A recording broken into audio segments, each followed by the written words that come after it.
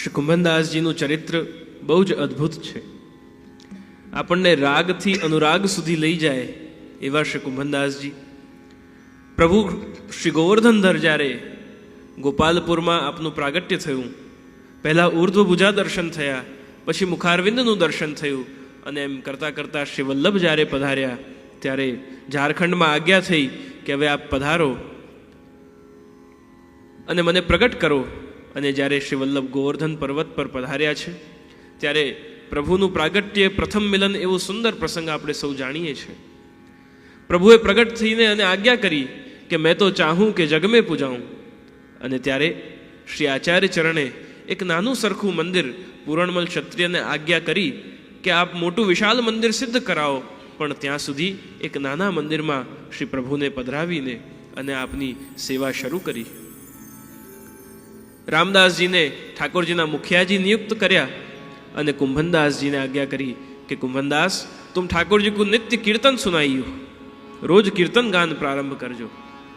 આ પુષ્ટિ પરંપરામાં સૌથી પહેલા કીર્તન્યા કોઈ થયા હોય તો એ પ્રભુના પ્રગટ થતાં જ શ્રી શ્રીજી બાવાના ગિરિરાજજી પર પ્રગટ થતાં જ સૌથી પહેલી કીર્તન સેવા એ પુષ્ટિ માર્ગની શ્રી કુંભનદાસજીએ કરી છે. શ્રી કુંભનદાસજીનું જન્મ વિક્રમ સંવત 1525માં ચૈત્ર કૃષ્ણ એકાદશીના દિવસે વ્રજના જમનાવતા ગામમાં થયું. દિવસ લીલામાં આપ શ્રી કુંભનદાસજી ઠાકોરજીના અર્જુન સખા છે, અને નિકુંજ લીલામાં 3 જન્મની ભાવના અનુસાર શ્રી કુંભનદાસજી વિશાખા સખીનું પ્રાગટ્ય છે. પ્રભુ શ્રી શ્રીનાથજી બાવામાં આપને અત્યંત આસક્તિ અને પ્રીતિ છે. શ્રી મહાપ્રભુજીના સેવક એવા શ્રી કુંભનદાસજી ઠાકોરજીના કુલ્હેના શૃંગાર જ્યારે થાય ત્યારે બહુ જ એમને સુંદર લાગે, અતિ પ્રિય લાગે. આપણે ધોળપદમાં ગાન કરીએ છીએ ને, વાંકે અંબોડે શ્રીનાથજીને સુંદર શ્યામ સ્વરૂપ. આવું વાંકે અંબોડે શ્રીનાથજી એટલે જ્યારે યશોદા મૈયા ઠાકોરજીને માથા પર મસ્તક પર કેશનો અંબોડો એક તરફ વાંકો બાંધે અને એની ઉપર સુંદર કેસરી રંગનો પટકો લઈને એ પટકાના 2 છોડ કરી અને એને શ્રી મસ્તક પર લપેટીને ધરાવે, એની ઉપર સુંદર ત્રવલો ધરાવે, સિરપેચ ધરાવે, મોરપીંછનો જોડ ધરાવે, એવા સુંદર કુલ્હેના શૃંગાર કુંભનદાસજીને અતિ પ્રિય લાગતા. કુંભનદાસજીનું જીવન પણ જેમ કમલ કીચડમાં ખીલે છે, કાદવમાં ખીલે છે, એવું જ કુંભનદાસજીનું જીવન છે. શ્રી કુંભનદાસજી અનેક પદો રચ્યા, 400થી અધિક પદો શ્રી કુંભનદાસજીએ પ્રભુના રચ્યા છે. વિશેષ એક પ્રસંગ શ્રી કુંભનદાસજીનો એક એવો સ્મરણીય પ્રસંગ છે. એકવાર બાદશાહને ખબર પડી કે કુંભનદાસ નામના કીર્તનકાર, એક ગાયક શ્રીજી બાવાની કીર્તન સેવા કરે છે, અને ઈચ્છા થઈ અને પોતાના દરબારીઓને આજ્ઞા કરી कि जाके उन कुंभनदास को बुला कर लाओ, ये तो हमारे दरबार में गाना गाएंगे, हमारे दरबार में कुछ गीत सुनाएंगे. કુંભનદાસજીને ટેડવા માટે બાદશાહે પોતાની સેના મોકલી અને સાથે અશ્વ પાલખી આદિ મોકલી કે એમાં બેસીને અને કુંભનદાસજીને લઈને આવજો. કુંભનદાસજીને શોધ્યા, અનોસર સમય હતું એટલે પોતાના ખેતમાં બેઠા હતા. કુંભનદાસજીને કહ્યું કે બાદશાહે નિમંત્રણ પાઠવ્યું છે, તમે આવો, ફતેપુર સીકરી આવો અને ત્યાં આવીને અને બાદશાહને તમે ગીત ગાઈને સંભળાવો.